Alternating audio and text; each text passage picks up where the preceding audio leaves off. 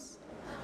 Біздің бұл енді Агора жобасының екінші кездесуі алғашқысы. 2011 жылы қателеспесем, сіз жыл википедист атандыңыз.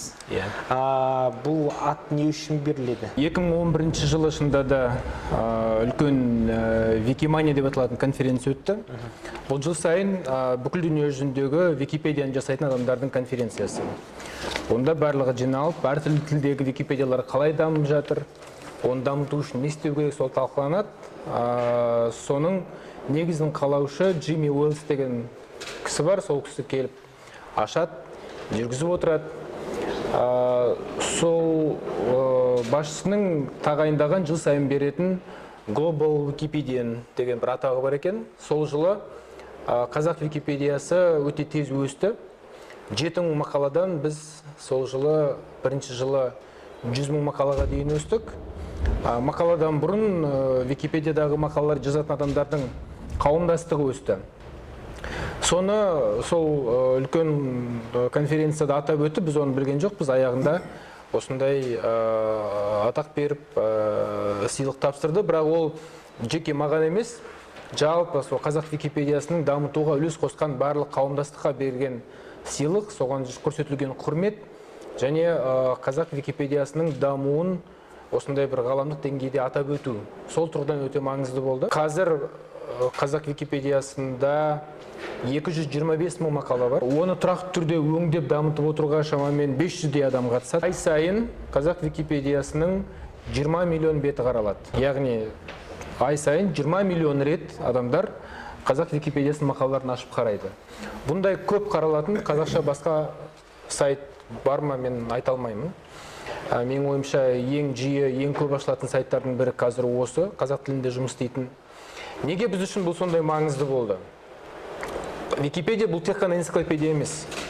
Бұл әлем тілдері болашақ үшін, өздерінің ертеңгі өмірі үшін күресіп жатқан үлкен платформа. Пәнін оқыған болсаңыздар, мүмкін онда да айтылған шығар, дүние жүзінде 6000-дай тіл бар. Бірақ сол 6000 тілдің көп тілдері жыл сайын азайып құрып бара жатыр. Бірақ нақты қанша тіл қалды? Шын мәнінде сөйлеушілері бар, ол тілде тілдесетін қауымдастығы бар. Осында Википедия соған нақты жауап бере алады. Өйткені оны жасап отырған редакция емес, оны жасап отырған мемлекеттер емес, оны жасап, оған үлес қосып отырған сол тілде сөйлейтін осы өзіміз секілді адамдар, қауымдастықтар. Сол бір мақаладан бастап, ағылшын тіліндегі ең көп мақаласы бар, 4,5 миллион мақала. Сол бәрін тілдердің тізімін қарасаңыздар 285 тіл. Сонда қазір дүние жүзінде шын мәнінде тірі сөйлеушілер бар, 285 қана тіл қалған. Соның ішінде біз өзіміздің тіліміздің қаншалықты қауқарлы, қаншалықты бұл тілде адамдар сөйлеседі, ол тілде бірдеңе жазады деген сұраққа жауап бергіміз келді да, содан кейін сол бір қауымдастыққа шығып, осы секілді аудиторияда аралап, студенттерге, оқытушыларға шығып, оны қалай жазу керек екенін түсіндірдік. Соның арқасында мақалалардың саны өсті. Соның арқасында біз сол кезде 30 тілдің ішінде, қазір енді қателеспесем бір 35-ші ма, 37-ші ма сондай орындамыз. Мақалалардың саны бойынша. Бұл түркі тілдерінің ішінде түрік тілінен кейінгі бірден біз тұрмыз. Ал енді екінші бір үлкен көрсеткіш ол мақалалардың тереңдігі немесе сапасы. Қателеспесем, рухани жаңғыру бағдарламасының аясында енді 100 кітапты белгіленді, аудару мәселесі айтылды. Сіз сол жобаны басқасында жүрсіз. Айтыңызшы, 100 кітаптың тізімін кім анықтайды? Қандай критерий бойынша? Осы жоба жарияланған кезде біз білім министрлігімен, содан кейін осы жобаға жауапты жұмыс тобымен кездестік. Оның негізгі мүшелері оқытушылар, ғалымдар, оқу орындарында жұмыс істейтін оқу орындарының жетекшілері. Содан біз сол Қазақстандағы барлық оқу орындарына хат жіберіп, ұсыныс алдық. Қай оқулықтарды аудару қажет деп ойлайсыз? Жалпы саны сол кезде бір 800-ден аса оқулық келді. Әртүрлі оқу орындарының шамасы жеткен оқытушылары ағылшын тілінде немесе басқа тілде әдебиетті оқи алатын. Өздері осы уақытқа дейін аударып, студенттерге беріп жүрген кітаптарын ұсынды. Соның ішінен біз іріктей бастадық. Енді біреуі бұлар дүние жүзіндегі алдын қатарлы ең жақсы деген университеттердің оқу бағдарламаларында болуы тиіс. Екіншіден, бұл оқулықтар кемінде 3 рет басылуы тиіс. Неге ол маңызды? Өйткені ол оқулық тұрақты түрде жаңарып отырады деген сөз. Яғни сұраныста жаңа Сұраныста деген жаңа. Әрі жаңа. Және соңғы басылған басылымы, ең соңғы шыққан басылымы, мына өткен 3 жылдан ерте болмау керек. Яғни оған сұраныстың бар екендігін, оның жаңа үлкен қолданысқа екендігін көрсететін осындай талаптар. Және оқулық болғаннан кейін тағы да бір маңызды талап бұл идеологиялық және идеялық тұрғыдан бейтарап болу керек. Осындай талаптардың негізінде біз дүние жүзіндегі ең жақсы деген оқулықтарды тауып, олардың авторлықтарын алып, оны Қазақстандағы ең жақсы деген аудармашы мамандарды тарта отырып, аудармасын ұйымдастырып, оқу орындарына беріп жатырмыз. Осы аударма кітаптар барған жоғарғы оқу орындарының оқу бағдарламасына еніп жатыр ма, жоқ әлде қосымша кітап, қосымша дерек көзі ретінде ғана қолданыла ма? Оқу бағдарламаларына еніп жатыр. Мысалы, яғни қысқасы студенттер қалай пайдаланады? Оны міндетті ме, жоқ әлде яғни қалауынша ма? Әрине, бір сыпырасы міндетті курстар ретінде, өйткені олар осыған дейін де бар курстар. Солардың оқу құралдары, соларға қажетті оқу құралы ретінде бұлар міндетті оқулық ретінде кірді. Мәселен, әлеуметтану, дүниежүзі тарихы, философия, психология, менеджмент, маркетинг деген сияқты кәдімгі күнделікті бағдарламадағы бар пәндерге арналған оқулықтардың барлығы оқу бағдарламаларына бірден кіріп кетті. Ал енді жекелеген оқулықтар, немесе жекелеген кітаптар, солардың негізінде кафедралар арнайы курстар жасай бастады. Немесе осыған дейінгі оқылып келе жатқан басқа курстарға қосымша әдебиет ретінде кірді. 100 оқулықты барлығы бірдей оқу бағдарламасына кіріп, әрқайсысы жеке-жеке курсқа айналып кету деген талап жоқ. Бұл жалпы барлық бағыт бойынша оқытушылардың таңдауын және студенттерге берілетін материалдардың көлемін арттырады. Содан кейін студенттерге ғана емес, жалпы білімге құштар, жалпы қауымға өз бетінше білім алуға деңгейлерін көтеруге мүмкіндік беретін әдебиет. Нақты жауап беретін болсақ, қазір аударылып таратылған 47 оқулықтың мен білсем 15-і анық осы уақытқа дейінгі оқытылып келе жатқан пәндер бойынша бағдарламаға бұрынғы оқулықтардың орнына кірді. Қалған оқулықтардың барлығы қосымша әдебиет және арнайы курстар болып кіріп жатыр. Енді мұндай үлкен жоба, гуманитарлық жоба, өзіңіз білесіз, мемлекеттің қолдауымен жүреді. Мемлекеттің қолдауы болғандықтан мемлекеттің қаражат жүргенде дау жүреді. Өзіңіз білесіз. Кейбір блогерлер сіздерді жеке пайда тапты дегендей айып тағыпты сіздерге. Сіз өзіңіз Алматыда арнайы баспасөз конференциясын өткіздіңіз, бердіңіз. Енді осы жерде бір сауал туындайды. Сіз жауабыңызда біз ешқандай пайда көрмедік, ондай ұйым емеспіз деп жауап бердіңіз. Бірақ енді кей сол блогерлер 18 миллиард теңгеге жаңағы келісімшарт жасалынған дейді, яғни мемлекеттік тапсырыс берілген дейді. Енді осынша қаражатта сіздің ұйымыңыз, яғни қор шынында ешқандай пайда көрген жоқ па? Бұның ішінде бірнеше сұрақ жүр. Өткенде біз пресс-конференция ұйымдастырған себебіміз де сол. Бұның барлығын анық-қанығын дұрыстап айту үшін. Біріншіден, барлық жобаларды қосып есептеген күннің өзінде 18 миллиард теңге жоқ. Ондай сумма жоқ. Ал енді яғни ол дәлелденбеген цифр. Бөлінген сумма одан әлде қайда төмен. Онымен жоба-жобаға бөліп барлығын жеке-жеке айтып түсіндірдім. Оны 2-3-ке көбейтсе де шықпайды. Содан кейін ол жерде айтылған цифрлар рухани жаңғыруға жұмыс істейтін қоғамдық қормен бірге мен оған дейін де жасап жүрген басқа да коммерциялық жобаларды, басқа да жобалардың бәрін қосып жіберген болу керек. Бірақ олардың бәрін қосқан күннің өзінде де ол сумма шықпайды. Ал енді жаңағы пайда табылды ма, табылмады деген сұраққа келетін болсақ, бізде заңда түрлі-түрлі ұйымдардың формалары жазылған. Коммерциялық ұйымдар болуы мүмкін, және коммерциялық емес қоғамдық ұйымдар болуы мүмкін. Ұлттық аударма бюросы бұл қоғамдық қор. Бұл коммерциялық ұйым емес. Бұндай ұйымдар бізде енді жаңағы НПО деп айтып жатады, үкіметтік емес ұйымдар. Ұлттық аударма бюросын осындай форматта құру туралы ол рухани жаңғыру бағдарламасының өзінде арнайы жолмен сөйтіп жазылды. Енді егер біз өзіміздің жұмысымыздың барысында шетелдік әріптестермен, авторлармен келіссөз жүргізе отырып, белгілі бір ақшанды үнемдей алсақ, ол қордың ішінде қалады. Жарғысында жазылған басқа да осындай жобаларға жұмсалуы мүмкін. Қосымша кітап аударуға, немесе басқа білім бағытындағы жобаларды іске асыруға. Яғни ол менеджерлерге бонус ретінде төленбейді. Ондай мақсат жоқ. Оның ішіндегі адамдар тек қана айлық алады. Не болмаса бізбен бірге жұмыс істейтін мамандар күнделік жасаған жұмыс үшін гонорар алуы мүмкін. аудармаға, редактураға, басқа жұмысқа.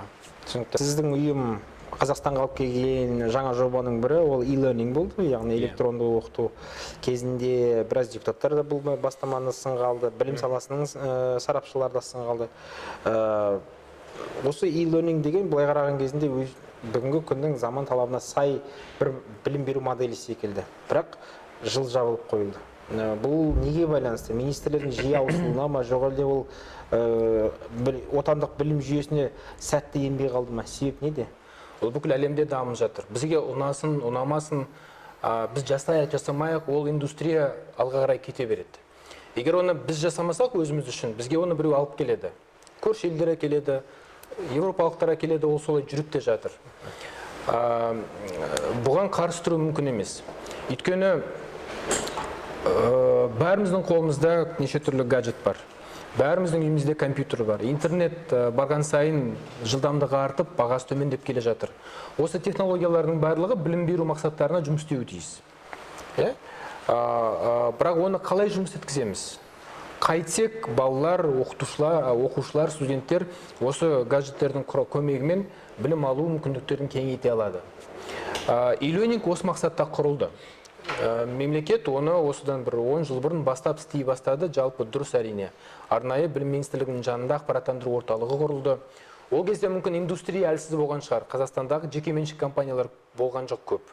Оны жасай алатын, оған мүмкіндіктері бар.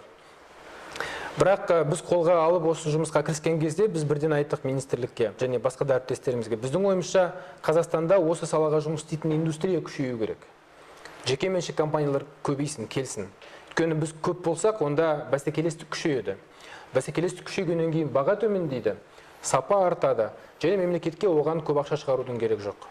Өйткені контент құрастыру өте қымбат нәрсе. Жыл сайын жаңа контент жасау керек, өйткені технология ауысады. Мысалы, осыған дейін флеш қолданып келдік, енді HTML5 келді, одан кейін қазір енді симуляторлар келіп жатыр, одан кейін жаңағы жасанды интеллект келе жатыр. Осы жыл сайын білім беру саласындағы осы салада жұмыс істейтін компаниялар осы технологиялардың бәрін енгізу керек. Егер оның барлығын мемлекет жасайтын болса, онда ол қыруар қаражатты қайта-қайта салып отыру керек. Сондықтан біздің ұсынған моделіміз индустрияны ашыңыздар, жекеменшік компаниялар осын жасасын, шетелдік компанияларға да нарық ашық болсын. Бірақ сапа ұтады. Содан басталып кетті, біз бармыз, басқа компаниялар бар, осы сала қазір қарқынды дамып жатыр. Ал министрліктің және мемлекеттің жасаған жобасы, ол жасаған контент ескіріп қалды. Моральдық тұрғыдан. Ол 2012-2013 жылдары жасалды. Мемлекеттің жасаған e-learning төңірегіндегі түрлі әңгімеге мен оған комментарий бере алмаймын. Оны енді соған жауапты мекемелер бар, арнайы ұйымдар бар. Біз өзіміз жасап жатқан жұмысқа жауап беруге дайынбыз. Енді сіздердің атқарып жатқан жобаларыңыздың кезекті біреуі ол Open University, яғни ашық университет. Бір кемшілік бар. 2 минут шыдау мүмкін емес. Өйткені баяндалатын тақырып та, баяндаушы да өте адамға бір тартымсыз, қызықсыз, монотонды түрде университеттегі бір лекция ретінде айтады. Лекцияда өзі көп адамдар шыдай алмайтын нәрсеге, оны видеода қарап отыру, одан да бір соншалықты қиын дүние екен. Мүмкін бұл азаматтарға сәл бір ораторлық, шешендік бір өнерді үйрету керек пе еді? Қалай ойлайсыз? Мүмкін. Әр курсты жасар алдында біз біріншіден сол пәнді білетін адам іздедік. Жас студенттер елестеп отырды. Олар үйіне барып, қосып, тыңдай алатындай лекция жасай аламыз ба біз. Бірінші қойылатын талап ол адамға ол пәнді білу керек. Ол әртіс емес, ол ғалым, ол маман. Не айтып тұрған білуі, түсінуі тиіс. Содан кейін жақсы біз 3-4 адам таптық. Оқытушы, маман. Бұл сондай әртүрлі талаптарға оның барлығын өзінің бір бойында тоғыстыра алған бір ерекше адамдар табу керек болды. Сіз айтып отырғанда ішінде онша сондай тартымсыздау да лекторлар бар. Бірақ ішінде өте жақсылар да бар. Әдемі тыңдай бергің келетін. Сондықтан қазір мысалы ішінде 150-дей курс бар. Әр курс шамамен 20-25 лекция. Ал енді қаралымы қанша? Қаралымы қазір сұраныста ма? Соншалықты көп емес, былай. Бұл әлі бітпеген жоба, бұл жасалып жатыр. Және мына күйінде бұл қалмайды. Бізге қазір контенттің базасын жасап алу керек. және сонымен бірге қатар жасалатын үлкен жұмыс бұл методика.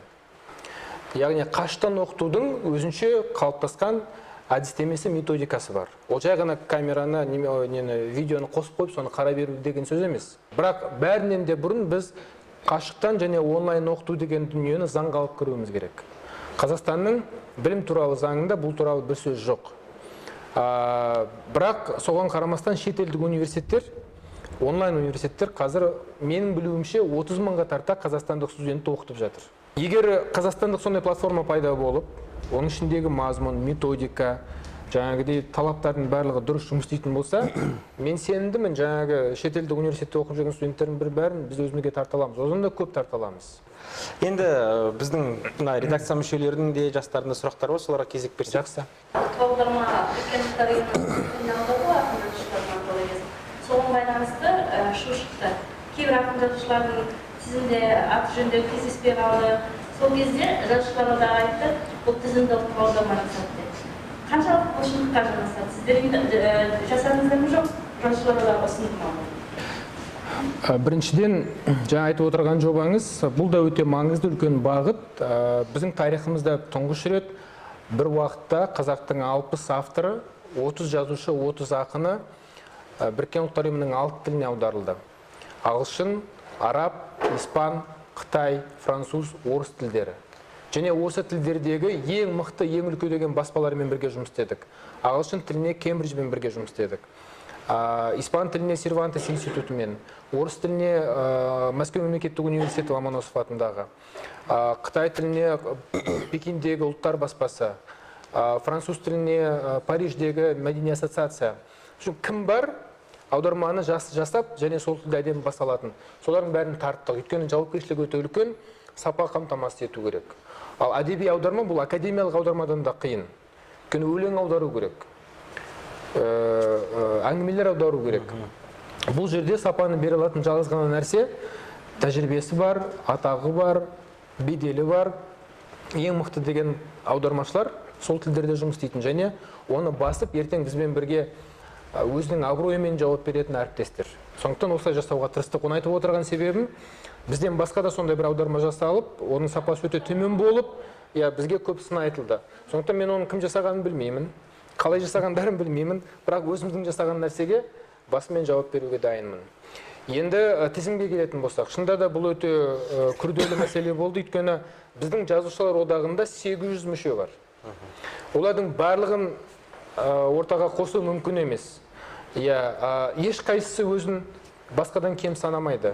Барлығы да өте дарынды, талантты кісілер. Сондықтан осы жерде біз айттық, біз бұл жобаның техникалық операторымыз.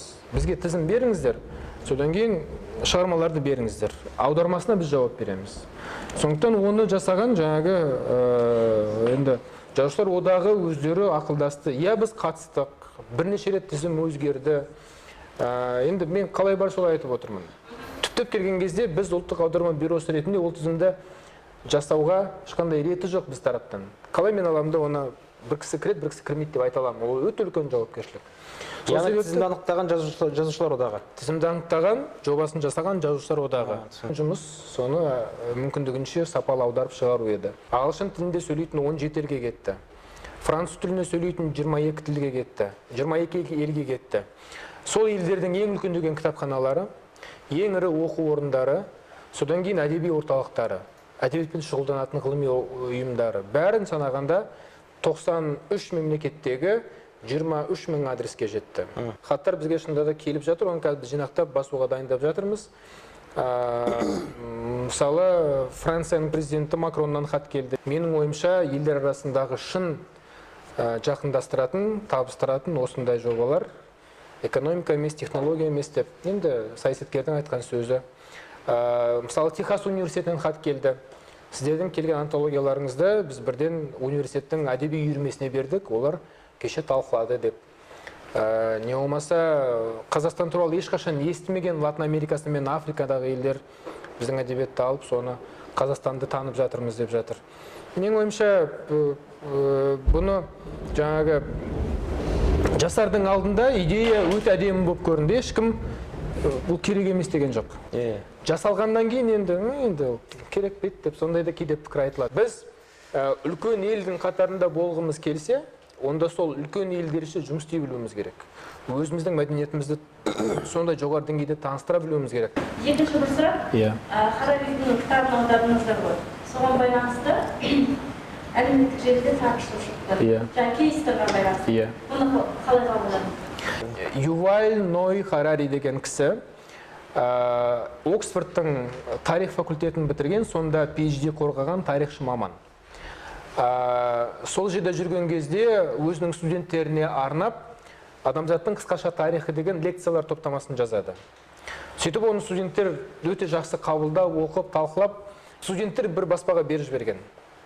Сосын баспа ана нәрсеге өте қатты қызығып, соны жариялаған. Өте қатты талқыланып, пікірлер айтыла бастаған. Сосын баспа келіп, бұны ағылшын тіліне аудару керек деген. Содан 2014 жылы бірінші рет ағылшын тіліне аударылып шыққан. Содан бүкіл әлем оқып, талқылай бастаған. Мемлекеттердің президенттерінен бастап, Билл Гейтс жазады. Мен адам тұрмайтын аралға кететін болсам, осы кітапты алып кетер едім дейді. Содан кейін бәрі оқи бастайды, талқылайды.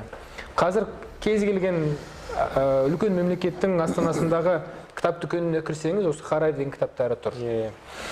Бірінші кітабы Sapiens, адамзаттың қысқаша тарихы. Екінші кітабы Homo Deus, болашақтың қысқаша тарихы.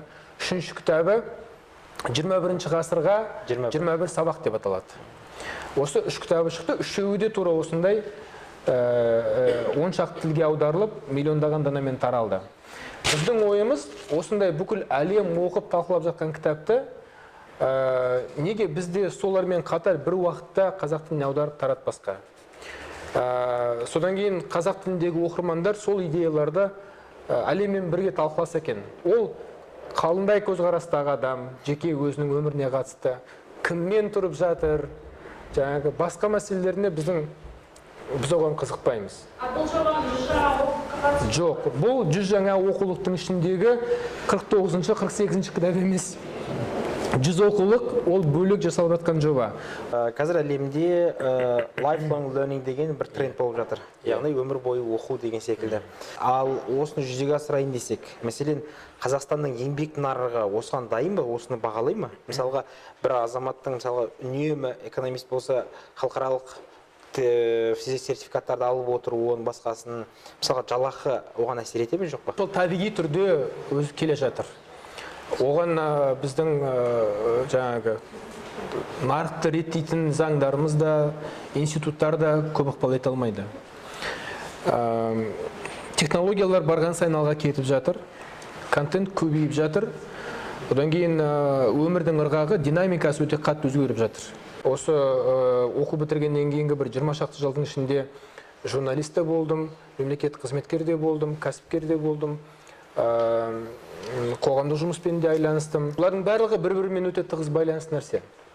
Сіздерге де амал жоқ сөйтіп траекторияны қайта-қайта өзгертуге тура келеді. Бір мамандықтан басқа мамандыққа, бір істен басқа жұмысқа. Ол бір тұрақсыздықтың белгісі емес. Орта сізді соған бәрібір итермелейді. Бүгінгі уақыттың қажеттілігі, сіз бір компанияға келіп, сол жерде 20 жыл бір орында отыра алмайсыз. Қандай жақсы адам болсаңыз, қандай жақсы маман болсаңыз, егер жақсы болсаңыз, сізді нарық өзі көтермелейді. Ең бастысы не істей аласың? Қолынан не келеді? Ал сол көп нәрсе келу үшін қайта-қайта оқып отыруға, қайта-қайта білікті де дағдыны да көтеріп отыруға тура келеді. Соңғы сұрақ, PISA тестінің 2018 жылғы нәтижесі шықты. Қазақстан осыдан 3 жыл бұрынғы 42-ші орындардан 69-ші орынға бірақ құлады. Өте қауіпті бір жағдай, өйткені бір ұрпақ кәдімгідей сауатсыз болып бара жатыр. Бұның себебі не деп ойлайсыз, және де оның қалай алдын алуға болады алдағы уақытта? Себебін айта берсе өте көп. Қысқа болу үшін, менің ойымша, біз білім саласындағы проблеманың шын масштабын айтуымыз керек. Біз көп жағдайда бір ішінара жасалуы тиіс ұсақ-түйек мәселелерге кетіп қаламыз. PISA-ның деңгейінде жарысатын, жаңағы өзіміз армандап жүрген 30 елдің қатарына қосыламыз десек, дүние жүзіндегі ең мықты деген. Онда біз 3 ауысым емес, 2 ауысым емес, 1 ауысымда оқытуымыз керек балаларды. Өйткені біз ұмтылып отырған 30 елдің ешқайсысында 2 ауысым деген нәрсе жоқ. Менің ойымша, біз үшін үлкен мақсат ол бүкіл мектептердің барлығын 1 ауысымға өткізу. Содан кейін мектептің ішіндегі бала таңертең сағат 8-ден 3-4-ге дейін күндізгі не істейді, соның бәрін жоспарлауға болады. Сонда ол баламен жұмыс істеуге мүмкіндік туады. Одан кейін ол мектептегі класстарда 24 баладан көп отырмау керек. Бұл да сол біз ұмтылып отырған үлкен елдердегі талаптың біреуі. Ол класста бір мұғалім және бір ассистент болу керек қасында. Балаларға толықтай әрқайсысын жеке-жеке көңіл бөлу үшін. Қазіргідей қазақша айтқанда тіресіп, орын таппай, одан кейін жаңағы 5 минут есептеулі бала кіру-шығу, келесі айналымның балалары кіріп, сөйтіп мұғалімдер не істеп не қойып жүргендігін білмей қалатындай жүйеде білім сапасы туралы айту өте күрделі. Ал ондай деңгейде мәселе шешу үшін әрине мемлекеттің қазіргі мүмкіндіктері жете қоймайды. Қосымша менің есебімше Қазақстанға тағы 3000 мектеп салу керек. Қазір 7000 мектеп бар. 3000 мектеп салу деген сөз ол қазіргі есеппен енді бір 40-50 триллион теңге ақша керек. Ондай қаражат қазір ешкім бізге бере қоймайды. Сондықтан кәсіпкерлерді тартып, халықаралық ұйымдарды тартып, жаңағы жекеменшік мемлекеттік әріптестіктің механизмдерін қосып, жан басына шағып қаржыландыру дегенде жақсы нәрсе, бірақ оның шын мәнінде бизнеске қызықты болатындай элементтерін тауып, тек қана мемлекет қана емес, білім саласында жалпы бүкіл қоғам болып араласып, көтеруге кірісу керек. Дүние жүзіндегі үлкен елдер екі нәрсе үшін таласады. Біреу капитал, біреу талант. Капитал үшін дамушы елдер таласады, ал талант үшін дамыған елдер таласады. Ол өйткені ол жақтағы халықтың саны азайып жатыр, кәртейіп жатыр. Жалпы ондай талантсыз дейтін орта ондай көп емес. Қайдан алады? Әрине біз секілді елдерден алады. Сондықтан мен айтар едім, мына пизалар бәрі дұрыс, оларға қарау керек, бірақ оны негізгі бір бүкіл білім беру жүйесінің діңгегі соны бағалаудың жалғыз ғана метрикасы ретінде қарауға болмайды. Бізге ұлттық білім беретін ұлттық мектептің моделі керек. Рахмет. Рахмет.